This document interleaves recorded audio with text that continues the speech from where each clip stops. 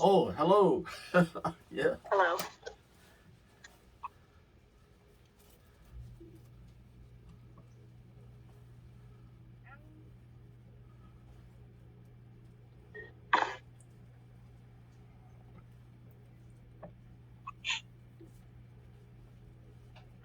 Um, can you hear me?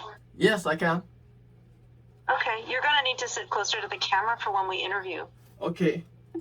Let me move my table closer. Okay.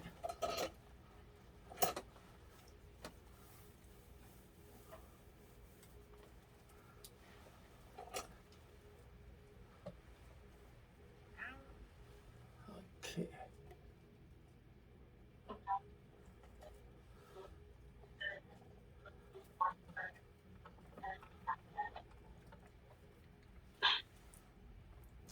Is that better? No. Oh, okay. I'll try a little bit closer.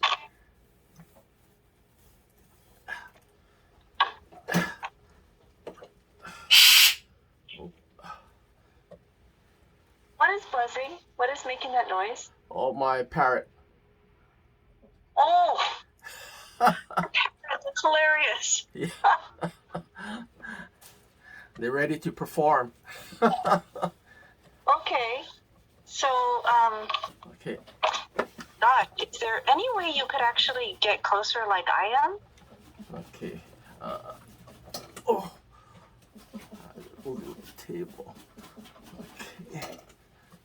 Is that better? Let me move this table. Okay. So sorry, I know you have the whole thing set up. Yeah. Oh, So no. beautiful. Okay. Is that better? Yeah, Okay. I think, I can lean forward. okay. All right. Well, we'll try it like that. Okay. Yeah, I just want to make sure I can hear you. So why don't you say a few things to me, like testing one, two, Testing three. 1, 2, 3. Testing 1, 2, 3. Okay. Yeah. All right. Recording in progress. Okay. Okay. So, gosh, you do many things. You're a magician. You're a kite maker and a kite enthusiast. You're a retired math teacher who'd won a lot of awards. And computers. And computer teacher, technology. And computers? Yeah. Okay. What do you identify with the most? I guess my life career was education. It's because I've been at 10 places in the Department of Education, from elementary schools to secondary to the district and state office. So, but I enjoy being at the classroom level, being a resource. When did you retire? 2014. Okay. So magic takes up a lot of your time. Like, explain what it is that you do. Well, magic, I do both stage and close-up magic. So it's I integrate it with the classroom when I taught mathematics. So something simple like this, where you show a white handkerchief, and then you show that the handkerchief is empty, the hands are empty, and then all of a sudden you surprise the children and you make lots of colorful silk appear. See? That is And so amazing. and so that it keeps on going, and so the children, they become amazed, they like learning, and then you put it in a box, and you put it in a box like this, and then you show that the dimensions in math, they're the same. Then you put the box in the slot, and then all of a sudden something alive appears. And from there, you put it in a cylinder like this. We find the dimensions of the cylinder. So we put the bird inside the cylinder like this. You see, you put the bird inside, you add some color, some green color to the bird. See, you add some green color, and then you cover you cover the cylinder and you say the magic words. What's the magic words? Abracadabra. Oh, abracadabra. Dabra, yes. And guess what appears? This is Carrot. magic. So that's magic. And so that's magic with animals. And so I tell the students, they enjoy magic. And some other simple things like if I get a camera like this and then I gonna take a snapshot. If you make a circle with your arms, so I'll take a snapshot of you and show that you are in my cell phone like that. And so if I take my handkerchief and watch, it goes through the circle. And so people are amazed because magic, you see them winning the talent contest, America's Got Talent, and you apply math, performing arts, science. It's STEM based. See, even my bird agrees. So that's why I got into magic. And then Well, now let's not talk so much about school because that was 8 years ago. So perfect. Okay. You were an amazing teacher. yeah. But I want to know how magic helps you age well today. Wow. With the concept of ikigai, that means having value in life. And in Okinawa, they talk about, living long. So you enjoy life every day. Every day you wake up to something that you enjoy. And that builds up to a long-term life. And that's why people live long that way.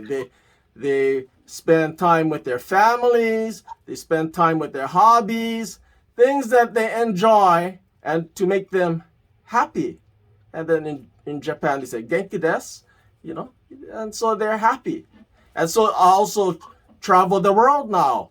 And I go to different countries. And, I've been to Everest Base Camp, trying to keep healthy. I walk 5 miles every day. And I bike almost every day to the gym. And then I get ready and then I go hiking at Everest Base Camp. I do Tour Mont Blanc, France, Switzerland, Italy, the long distance hike. And I go to Canada, the West Coast or the East Coast, Newfoundland or Nova Scotia or Banff. And then I hike all the trails. And then tell me about your kites too. Oh, okay. My kites. I started at a young age. See, this is a smaller version of a Filipino kite. It's called Gurion or Saranggola. And my mentor, Patricio Gangab, he taught me the basic concept because this kite can fly almost perpendicular to the ground. This is the tail. Not like the standard diamond kite with the hanging tail, but this is the tail that when the air pushes up, it kind of hovers almost straight above you. And then so he taught me that you need to shave the bamboo just like a bow in the bow and arrow. So you have 1, 2, 3 bamboo bows, perfectly symmetrical, perfectly balanced. And so that's all mathematical STEM concepts and you can apply. And then you see, when you see your kites flying, you know that you did a job well done. And so you started learning about kites and magic so you could be a better teacher, but now it carries you through in your retirement time, right? Yeah. So I go out flying kites when the wind is just right, and then I do art. I make different kind of designs. This is the Mon design, and then with the tessellations on this design. And so I do all kinds of shapes. And then I even apply not only bamboo, but I apply using fishing poles. So I have this kite with fishing poles I use, and I bend the fishing pole, and then I adapt to current materials, and then this is Mylar, and so that's how I apply modern day material to kite making and kite flying. And then now through the pandemic, I see on YouTube in the Philippines a lot of them posting their sarangola. And you know, in the old days, good thing my mentor Patricio Gangab, he lived down the lane from me, and then I used to buy the 10 cents kites and the diamond kites, and then I look at his kite and it flew straight up. So I said I wanted to learn that art of kite making. So Wait, where did you grow up? Yeah. And then where you live now? Now I'm living in Salt Lake, but he used to live right across the Hangguanji, and so he used to go fly the kites at the Aya Hangguanji. And then he won the world contest, so he made a giant sarangola as big as the side of a house, and he flew it in Kapiolani Park in 1971. Gee whiz, you sure are a man of many talents. Where can we find you and your magic shows? Well, I'm on the YouTube. I have my YouTube channel. I have over 3,000 videos on YouTube. Facebook, I have close to 700,000 photos and videos on Facebook. Well, so we can see you in person. Oh, you can. But right now with this pandemic, it's better through the virtual world, and they can Google me, and I'm all over the place, and I try to keep involved, volunteering. I volunteered for the credit union for 20 years. I was a board of director and volunteered on different committees, and then I'm a board of director for the Sidaidu Society, so the cultural society. Okay, so if we want to look at your magic in this pandemic, it's better to look at you on YouTube or something on the internet. Yeah. What about your kite flying? Where can we find you flying your kites? Oh, I go to Kapiolani Park or a park nearby in Salt Lake. I go to different places depending on the weather conditions and all that. So it all depends. Otherwise, I'll be traveling, around the world and. Okay, so you might say that it's no magic trick to keep aging well. It's just about finding connection, finding purpose, finding joy. Yes. Combining all of that day to day, waking up, the feeling of waking up, and you have a purpose in life, something that you enjoy. Because, in mathematics, I used to tell them, you can apply measurement in mathematics. So if I get like a short rope and a long piece of rope, I tell them, how long is this in inches? And then they estimate, how long is this, you think? About 6 inches. Okay, 7 and inches. then this one, about how long? Like 24 inches. Okay, so this is estimation. But when you put the ends together, in magic, you have the illusion so that when the ropes grow, you say, hey, the magic happens because they're actually the same length. And when you tie a knot, you look at the knot actually starts to move, see? And it comes right off. See? It comes right off. And then you can tie another knot. Tell me about the Las Vegas experience. Oh, the Las Vegas experience. I competed in the close-up competition, and I developed this magic with photos. In fact, one of my magic trick was developed in 1945 by the record producer Bill Murata. And then he has connections with the Hoku Awards and all that. And he passed away. But anyway, I use photos instead of cards. And it's all close-up table magic. And I find the photo. I mix up the photo upside down. And then I find the photo. And then I have another magic where I do a kind of like a printing of the photos and make exact copies of the photos. And then I combine travel. So if I show you where I've been, for example, this is an interactive magic. So I have here 12 photos. I have half of them with water scenery and half of them with non-water scenery, like mountains, okay? So let's say this one is a water scenery and the others are non-water scenery. I want you to look at a photo that is non-water scenery, okay? Just stare at the photo. Non-water scenery, you got it?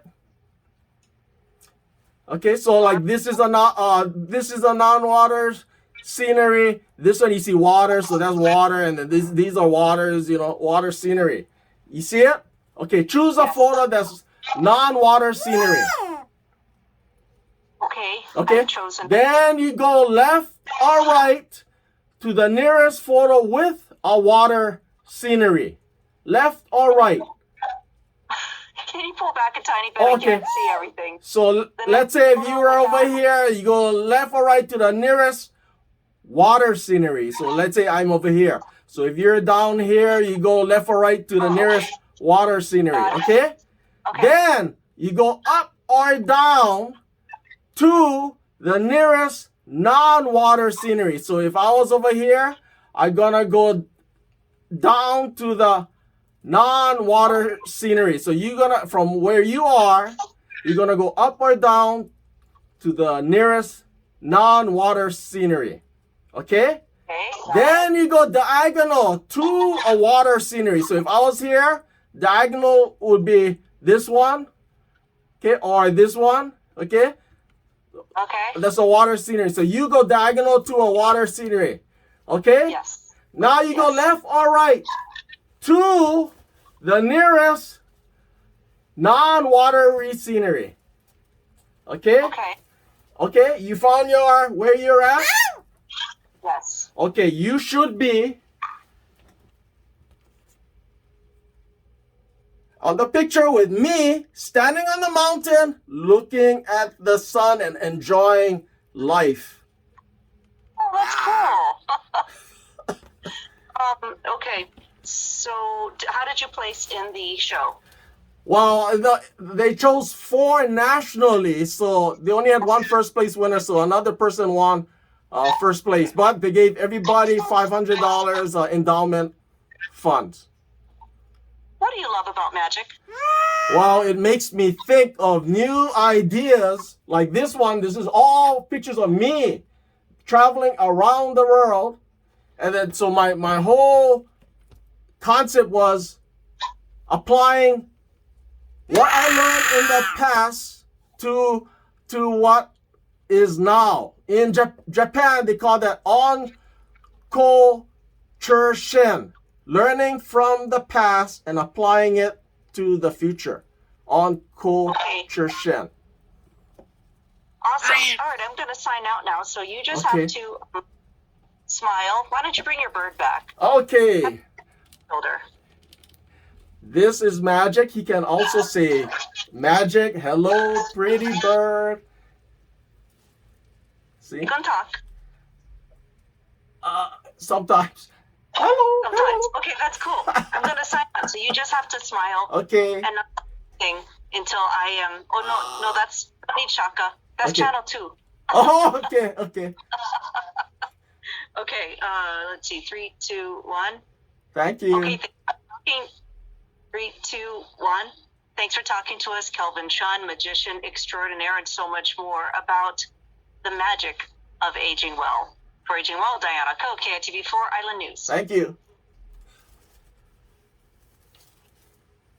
I'm just going to do them one more time, but don't say anything.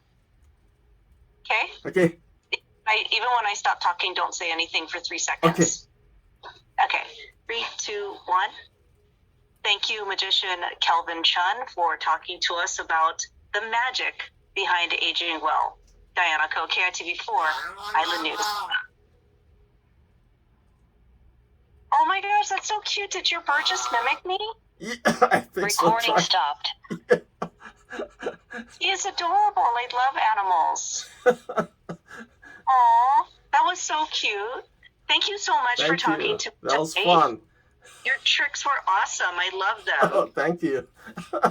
I can't believe you didn't place first. I'm gonna have to call those guys and let them know they made a grave mistake. That's okay. I do it for fun. Some of them, that's their career. They're going for their career. Like Shin Lim, I used to compete against Shin Lim when he was in high school.